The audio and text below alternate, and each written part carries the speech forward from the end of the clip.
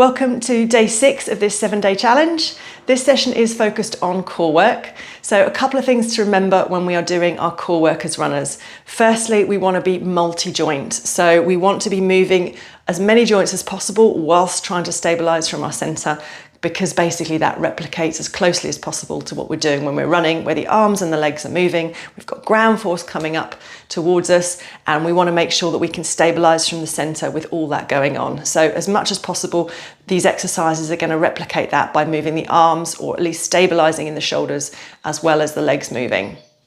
Then secondly, we want to be endurance-based rather than rep-based for a couple of reasons. One, we want endurance out of these core muscles, so we want to train them how we want to use them. Secondly, when we focus on endurance rather than reps, we tend to slow down. We focus on that pelvic stability, which is what's really important to us as runners. And we tend to not rush through like we would do with reps, where we're just trying to get to the end of that rep or set. So focus on endurance, focus on form. So if that means coming down to an easier version, so in order to enable you to continue for longer, that's absolutely fine. So remembering all that, we're going to come round onto all fours. We want the knees under the hips and we want the toes tucked under. Hands are going to come in front of the shoulders.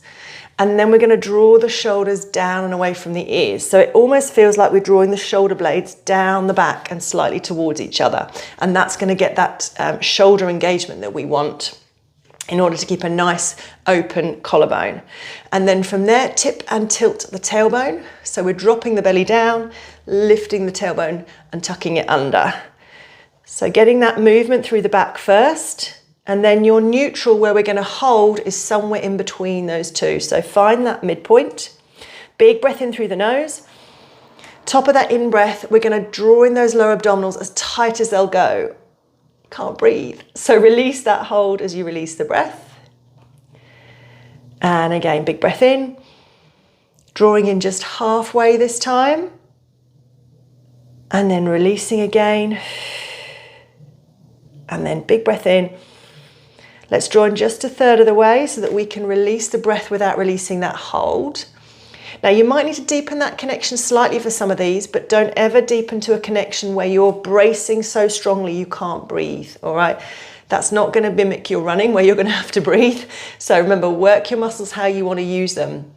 We want to be able to breathe comfortably when we run and still be able to control through our center. So never work at a level where you can't breathe comfortably and hopefully even, talk comfortably. All right. When you're ready, you're going to exhale, float the knees ever so slightly off the mat and then slowly back down. Okay, hover and return. So it's like you've got a sling under those lower abdominals and it's pulling up and then lowering down without rounding the spine or shoulders, all right? So we keep that stability through the center as we hover. And you might find that just working on building your endurance here, so holding for a bit longer if you can, is where you're at. If you want to add, you come up, keeping the pelvis still. You're going to lift one foot, bring it down, lift the other foot. So you're marching the feet, but that stillness through your center is key. So you're not bobbing up and down as you move and lift the legs. Come down when you need to, reset, and come back into it. Remember, you're building your own endurance. So work at that level that you can maintain that endurance. And if you're working fine from here and you want to add again, you lift the opposite hand with the foot. Hover, return. Hover, return. And you want to make sure that as you do this, the body isn't rocking side to side. So if I came and balanced a very full tray of drinks on your back, you wouldn't spill them as you lift the hand. You're not wobbling through the center. Okay, so remember, pelvic stability is key in our running, and therefore it needs to be key in our core work. Good, let's see if we can do 30 more seconds. So remember, come down a level if you need to carry on for these last few.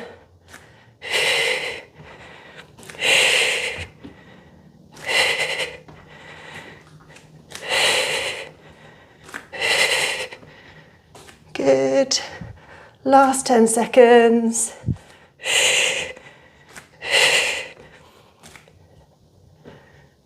Good, come down. Good, from there, just come round and onto your elbow. So we want knees bent, feet in line with the bottom. And then making sure at all times this shoulder is directly over the elbow. So if you need to move it in again, that's fine. We're going to drop the shoulder down away from the ear and pull away from the floor. So we're back in that neutral. All you're going to do to begin with is just lift up, pause at the top, making sure you've got that pelvic stability again, and then lowering back down with control to the start point. So not down here, keeping the shoulder stable, keeping the waist away, lift, and then lower, just a tap at the bottom, lift. Good, so this is your option one. Alternative, we can add a little bit of a challenge at the top. So keeping those hip bones really still and stable, we take the arm up, pause at the top, and then you're going to thread through behind you, but without rolling the hips forward. Okay, so the hips stay really still. The rotation comes from the upper back, back, return. Lift, thread, back, return. If you want to make this more challenging, you take it to a full side plank. So legs come out, you lift again. Upper body does the movement. Everything below the waist is super still. Good, twist. Lift. So lifting from that underneath waist. If you need to bend the knees back in again to carry on for this last few, that's fine.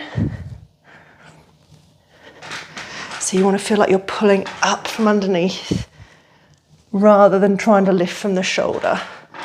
Okay, so keep that shoulder down, lift from here. Good, last few. Excuse that creaking, that's my floor. My floorboards. Good. Let's do these last 10 seconds. I'm going to move so the creaking stops. There we go. Last one. Good, come down. Just reach up and over for a second, just stretch out those obliques. And then let's come down, sweep the legs the other way and come down onto the other side. So remember, feet in line with the bottom, knees bent. And then shoulders over the elbow. Pull the shoulder down, pull the waist away, move the elbow in if you need to. Start off just lifting, pausing and lowering. So focusing on lifting from underneath, pausing at the top for that stability, and then down. Good. When you're ready to add a challenge, come up with the arm, pause with the hips really still and twist the upper body. Come back, return. So we come up, pause, keep the hips still as we thread and return. Remember, you've got the option of taking the legs out, and whatever level you worked at on the other side, you want to maintain it on this side. So you're working evenly. Remember, lift up from here, hip bones stay still, thread, return, and down.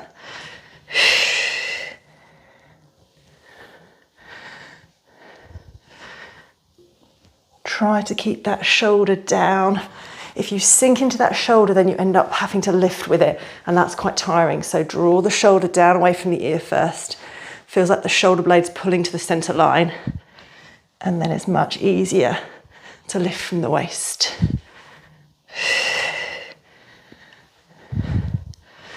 Good, we've got the last 30 seconds.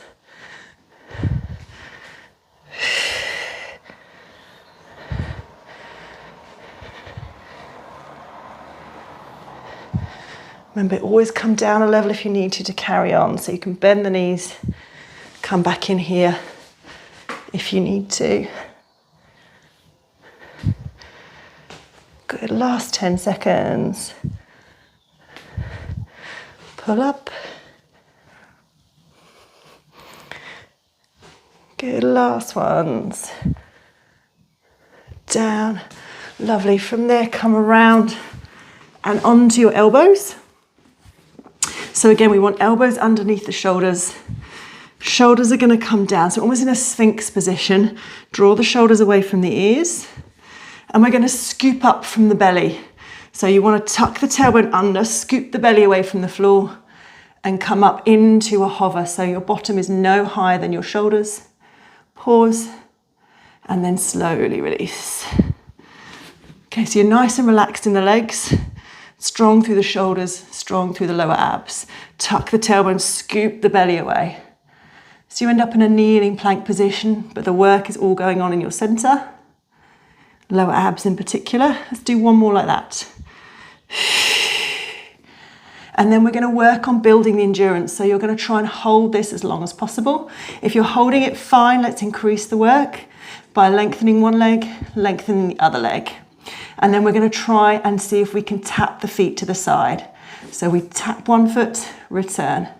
Tap the other, return. So if you're in a kneeling position, same thing. The focus is the same whether you're kneeling or in full. You want the pelvis to be as still as possible as you move through the legs. So no bouncing bottoms up and down.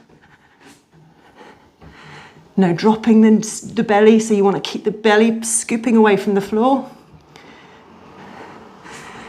Hip bones level. Shoulders drawn down. Say whichever position you pick. Good, remember, keep the breath flowing. So if that means coming back to your knees to do it, maintain the work. Good, last 30 seconds. Scoop the belly away from the floor.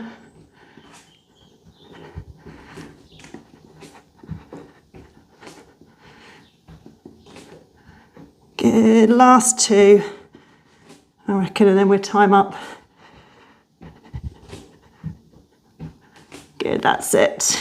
Knees down, come back, lower your bottom all the way to your heels for a second. Take some nice big breaths. And then roll up, sweep the legs in front.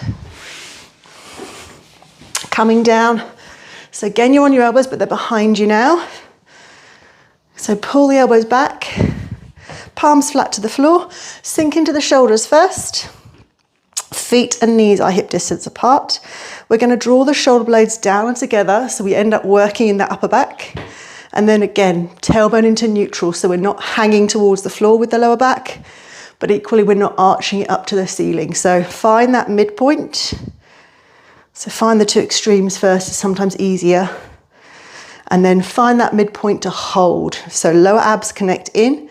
Really easy to start. You're just going to float one heel, deepen the connection in the lower abs, float the leg to tabletop, drop the knee out to the side, return and back.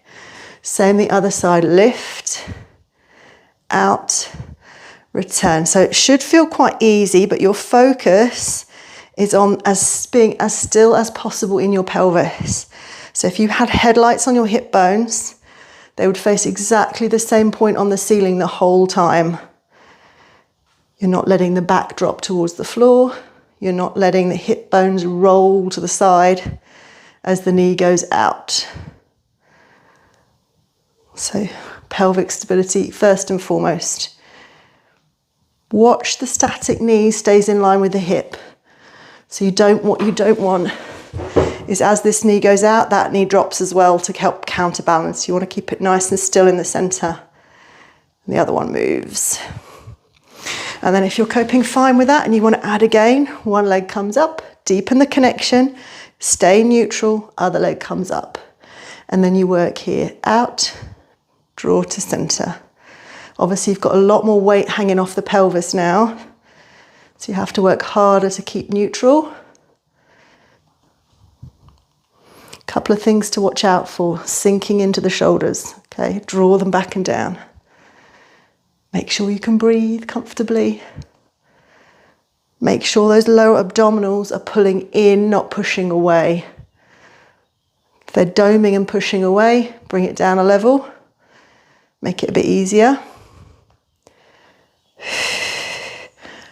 Exhale if you can on the effort as the leg goes away. Inhale to draw back.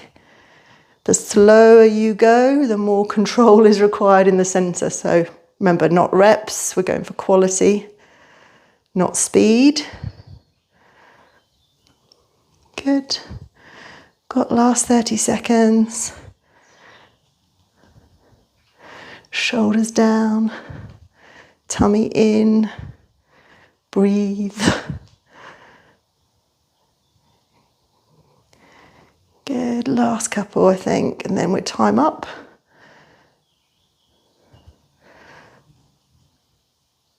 Good, come back to the center, one leg down then the other. Take it into a full body stretch. Reaching away. Nice big breaths. And we are done for this session.